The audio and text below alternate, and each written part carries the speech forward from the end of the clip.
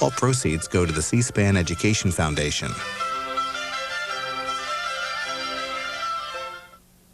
Now, Republican activists talk about getting their message out through the media. Republican strategists, including Ralph Reed and former Reagan speechwriter Peggy Noonan, were among the panelists during this 45-minute segment. Then the second panel of the afternoon focused on attracting new voters to the party. That also lasts about 45 minutes.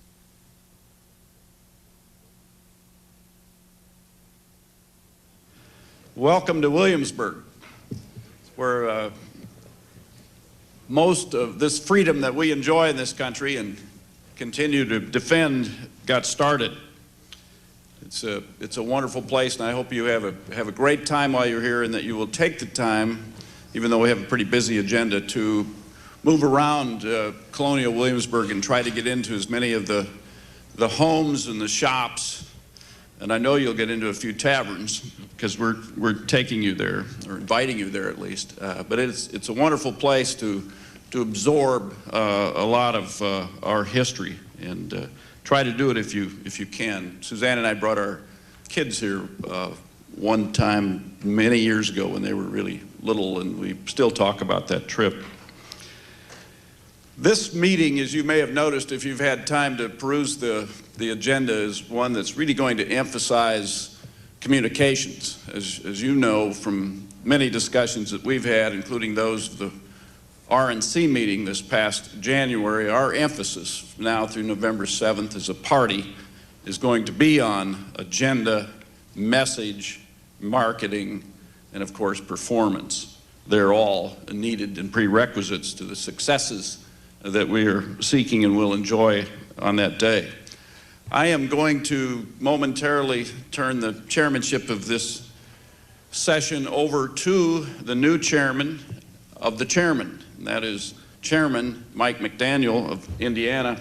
Mike, I congratulate and thank for taking on this responsibility, and he, along with several of you and our good communication staff, have put this session together, have been successful in getting the kind of talent that we have arrayed for you here this morning. So without further ado, I want to turn this over to Mike Mcdaniel. Mike.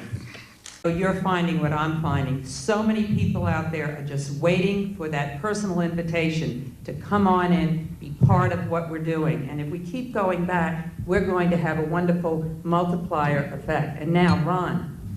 Thanks a lot. In some ways, my background and my evolution into the Republican Party is very similar to actually that of Peggy Noonan's, in that I come from a very strong liberal democratic family background, in my case, a Jewish family background in Los Angeles. But then during the 1970s, as I was growing up, I really became more and more disenchanted with the direction the country was going. I thought Jimmy Carter was doing a terrible job as president. And so the first time that I was old enough to register to vote was in the 1980 election. And I voted for Ronald Reagan because I thought he would be a much stronger candidate for president than the failed Jimmy Carter administration. And then everything he did as president wedded me very strongly to the Republican Party.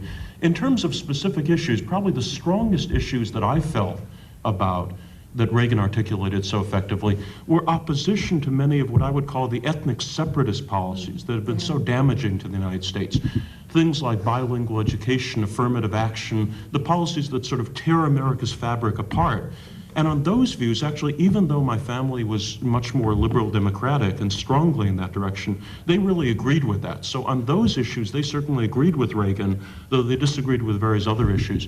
My first political experience was actually walking door to door with a George McGovern t-shirt in 1972, but the age of 11.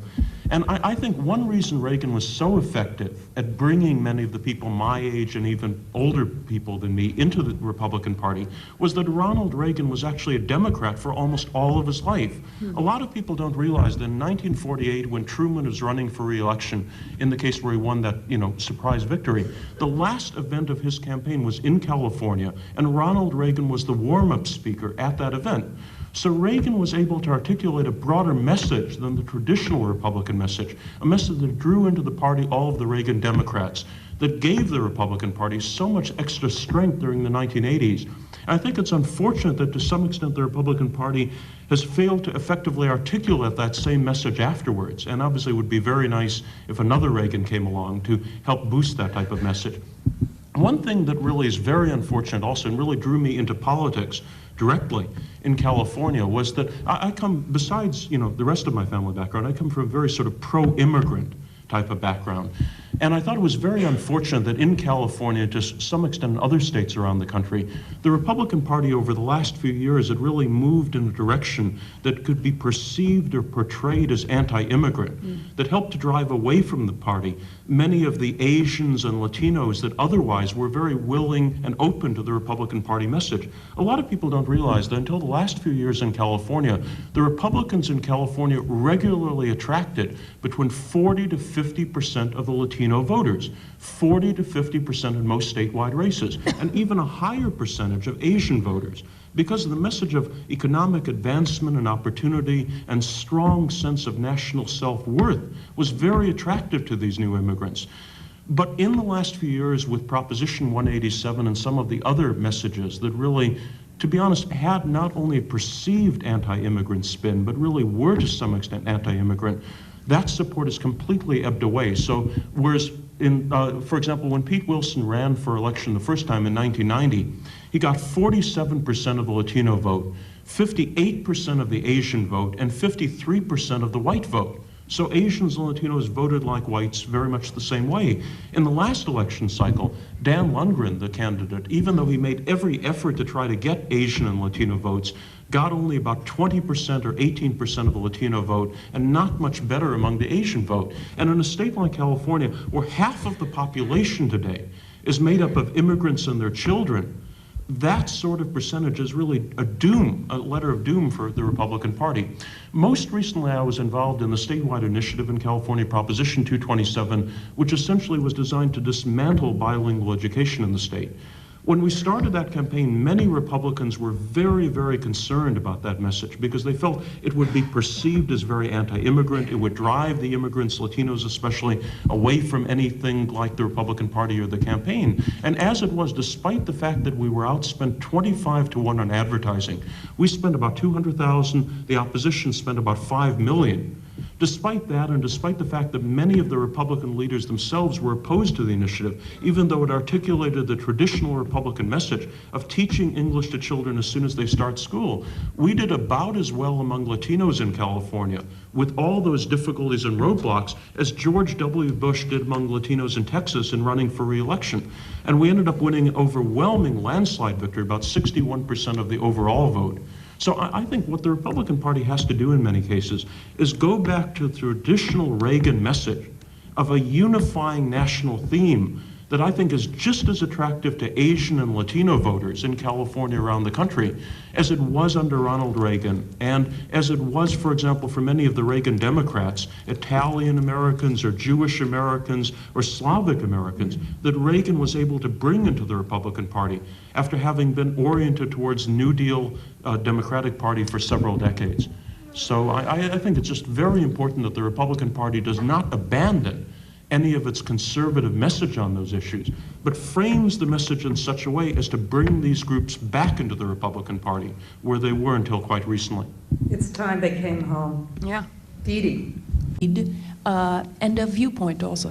Yes, absolutely. Ron, did you have a point? I really very much agree with the same thing, and so much of it is not so much the message, but framing the message in the right way. And I think one problem sometimes is, again, if a lot of the mainstream establishment Republicans don't have a direct connection to these types of communities, either new immigrant communities like Asians or Latinos or Italian Americans or Jewish Americans, sometimes words can be used in such a way that really push people away rather than bring them in. And I think, for example, it's interesting that in many of the major eastern states, so much of the Republican Party today is based on groups that used to be hardcore Democrats. I'm thinking more than anything of probably New York and New Jersey and places like that. And I think, again, when a lot of people, when there's a critical mass of people from those different backgrounds in the Republican Party, they can articulate the message very effectively to people from that type of background. And I think the thing really that's necessary is that critical mass in a lot of other states and among a lot of other groups. Thank you. You had a question? Yes, Lynn Scarborough with Media Power. This past November, I had the rare opportunity to be sitting in one of my client stations in Minneapolis and watched as all three of the network stations in the market were totally caught unaware when Jesse Ventura won.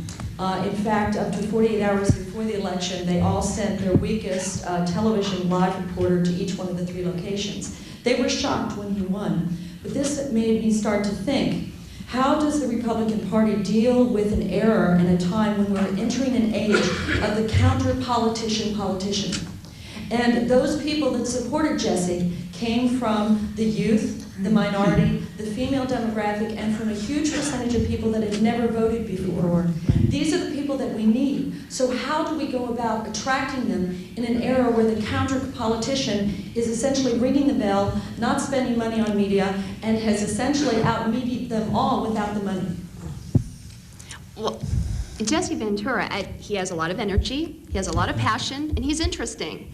And I hate to sound like a broken record, but unfortunately we have got to get with the program on this. We know we have the right formula. We know what's right for Americans, but we've got to get that message. If they're not listening to our message, we might as well forget it.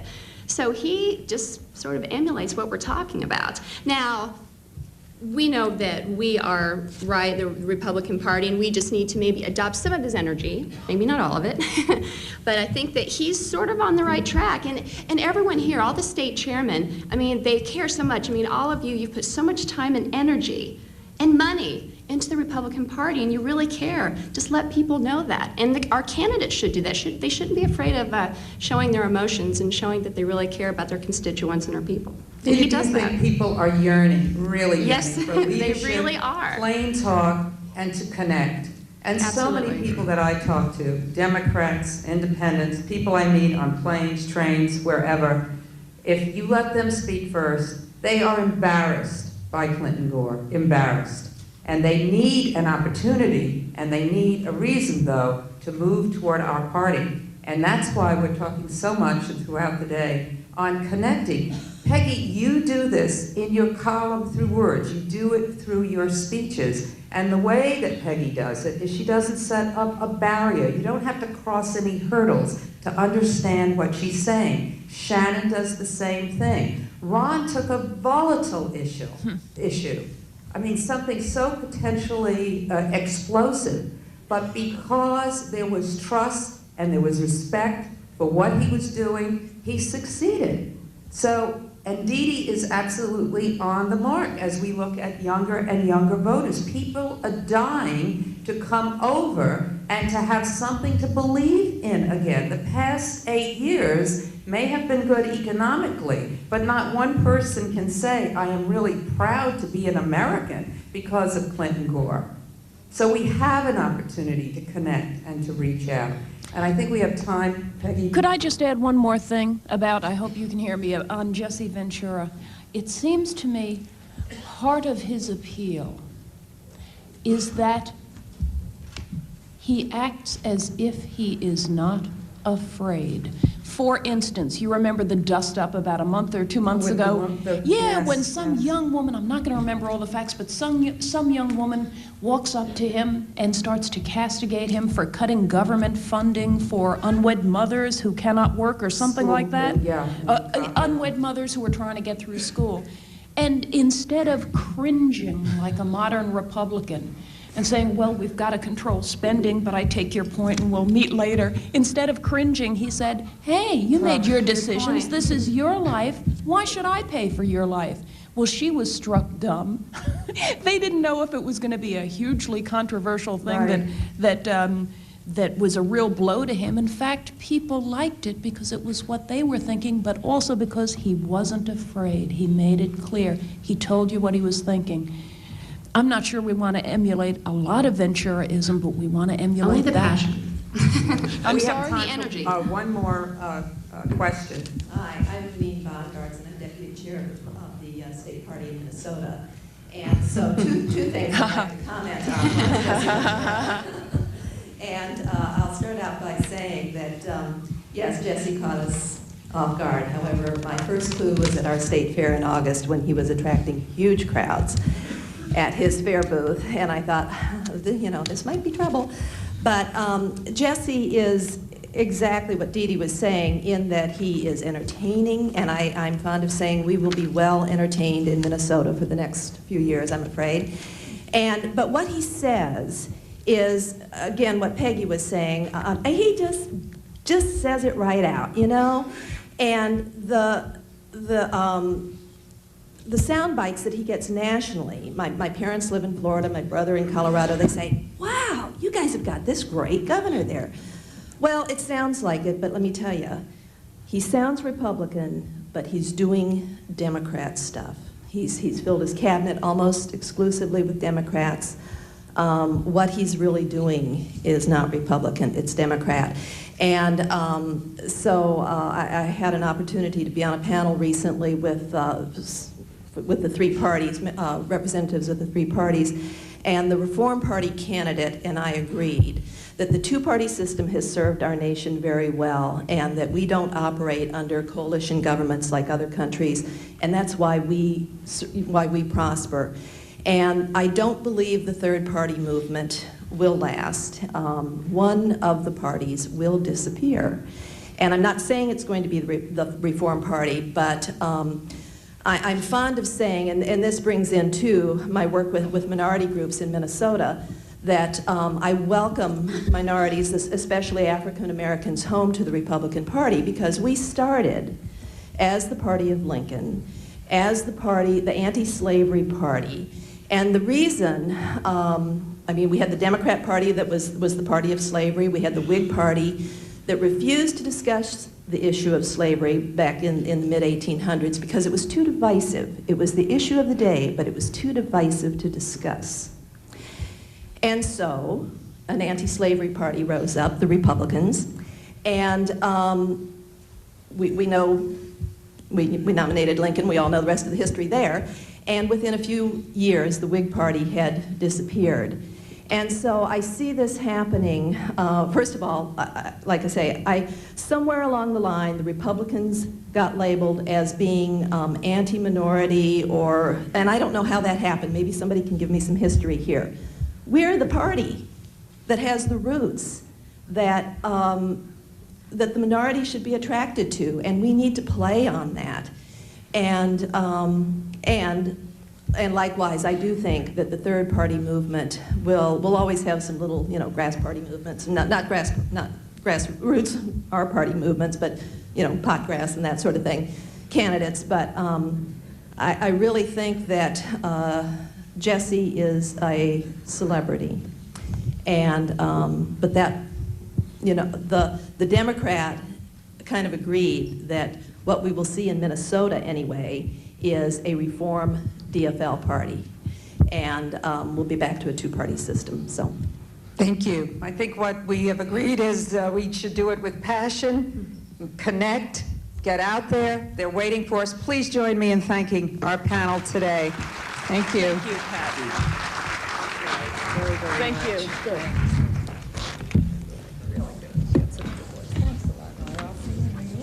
We'll have a good time. Thanks, Steve. We're going to go right into the next panel. If you need to take a break, take it and come right back. I'm not going to call a break because we're behind on time.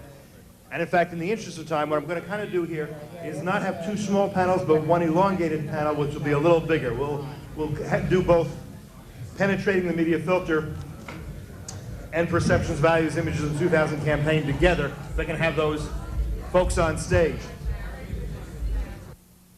Here's what's ahead. Next, a discussion on the relationship between social values and business. That's followed with a debate on the meaning of conservative